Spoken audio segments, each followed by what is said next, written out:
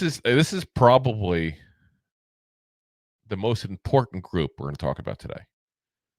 And why I say that is because it's hard to hit on what we think this group will be.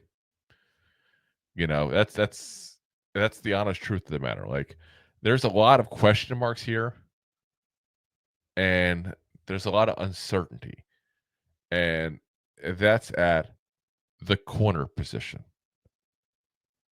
Now, the big thing is you got Paulson Adebo. Obviously, we got there in the off season there, potentially the best free agent corner on there. Some people do definitely say that. Um, I wasn't our top guy, but I get it that people do it. I like that people are saying we got the top guy. Broken femur though this last season here. That's a little scary coming back from a big injury like that. A lower body injury always freaks me out a little bit. Then you throw it into the fact that also for much of his time with the Saints, he was a cornerback too. Lattimore was more of the CB1 there. Now, you can also throw in the fact, though, that there's some really good receivers in the NFC South. Remember we got James Bradbury a couple of years ago, and that was one of the talks. You got like look at the Bucks, for example. You got a really good duo of receivers over there with Mike Evans, Chris Godwin. You got obviously some good receivers over in Atlanta as well. It's not like he never faced top talent. So I do think he's a guy that, you could go ahead and say, yeah, okay, he was a second corner, but he still played some good guys and still held his own in those weeks, So I have hopes for him. I really do, because let's be honest. The other guy on the other side, Deonte Banks, I have no hope for. None whatsoever, guys. And I don't mean I'm giving up on him. I just mean I have no expectation of him. Like, he is what he is. He's going to be what he's going to be.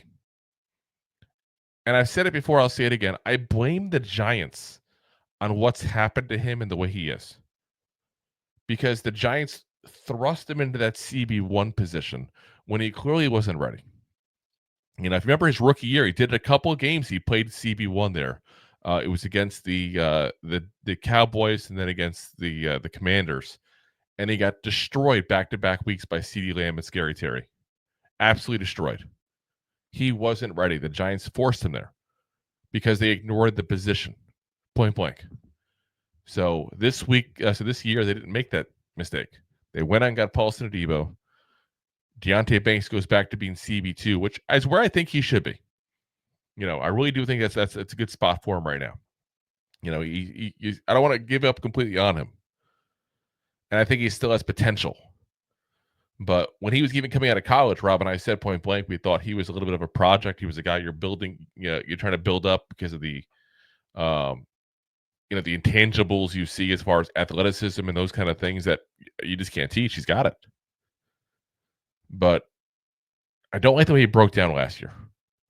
I get it's tough being put in a position you're not ready for. Point blank, it is. Like we can't just glance over that and make it seem like it's nothing. That is a difficult situation the Giants put him in this past year.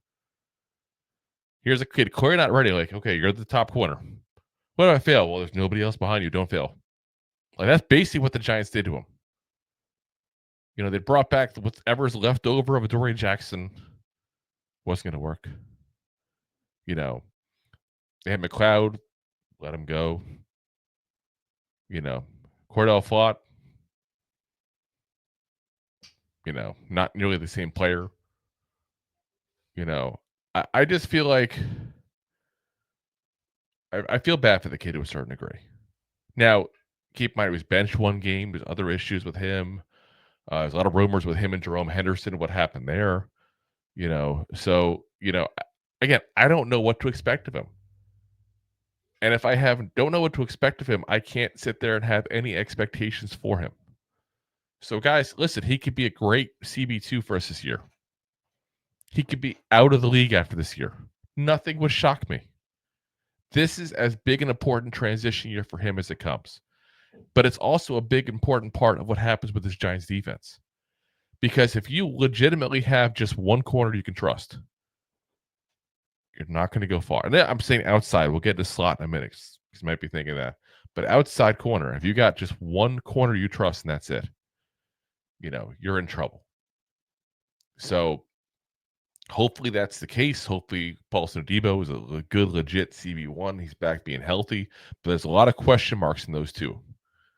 So now besides that, again, you got Dru Phillips, who was a nice shock to us. We weren't exactly too fond of the pick overall, third-round pick last year in 24. A guy that we really thought was going to be a guy that had to go ahead and, get built up a little, get coached up a little bit. I think he definitely had some issues. I thought his hips weren't exactly the best. Some of his movements weren't exactly the best in coverage. And he's a guy that really took to Dru Phillips, which I'm kind of upset we don't have Dru Phillips still. I thought he was a good secondary coach there. But he took to the coaching he was getting and really stepped up right off the bat last year and had a really good rookie season. So besides that, Cor'Dale okay as a backup. Art Green, Greg Stroman Jr., Trey Hawkins III. Remember him a couple years ago was supposedly going to be great. Supposed going to be the steal of the draft. Even national media was telling us that. Hasn't done really anything in 2 years. D. Williams, Corey Black, the rookie we got in the 7th round. Nick Jones. Like there's guys. There's bodies. But you go Adebo, Banks, Flott. Besides those three, who's your outside corners? You trust in Trey Hawkins? You trust in Art Green? You trust in Greg Stroman? This is a much better group than last year, guys. Let me be very clear on that. I still think this is a work in progress group. I still think that if the Giants get a chance to pick somebody up, whether it's after the rosters are finalized and a bunch of guys get cut, because it happens every year, whether it's we go ahead and get somebody left that's still in the streets right now, but let's be honest, it's gonna be a little slim pickings out there as you go into the beginning of May here. The Giants definitely need to get some depth there at that position. And I'm really hoping they see that as well, because they ignored some of the obvious issues with this roster last year. Corner was one of them. And it came back to bite him in the butt. That's why you saw a last-minute signing of Adoree Jackson, a guy that if you had talked to people a month earlier that have knowledge of what's going on within the building, nobody in the building wanted Adoree Jackson back. They thought he dogged it the year before. So, like I said, better than last year, but still a work in progress there. If you like that clip, then you will love the full episodes too. Find us on your favorite podcast app and look for us on all your favorite social media platforms. Thanks so much. Please, I'm begging you. Please.